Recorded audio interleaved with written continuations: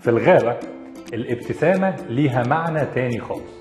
الحيوانات غالبا بيبرزوا ويبينوا أسنانهم كتهديد لما بيحسوا إن هم في خطر، عشان يخوفوا الكائن اللي قدامهم ويقولوا لهم إن بص هاكلك. ما عدا حيوان يعتبر من فصيلتنا وبيستخدم الابتسامة لأسباب تانية، الشمبانزي، واللي بيبين أسنانه كتعبير عن السعادة في منظر بالظبط شبه الابتسامة بتاعة البشر.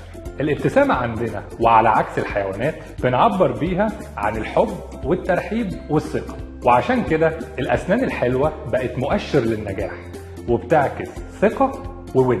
فهتلاقي المشاهير دايما أسنانهم مثالية لأنهم محتاجين دايما يكون شكلهم في قبول قدام الجماهير. ولحسن حظنا وعلى عكس الشمبانزي احنا نعرف نعمل كتير علشان نغير ابتسامتنا ونخليها أحلى وبتعكس شخصياتنا وبترحب بالناس أكتر بكل سهولة وراحة. روح لدكتور متخصص في تجميل الأسنان وخلي ابتسامتك أحلى علشان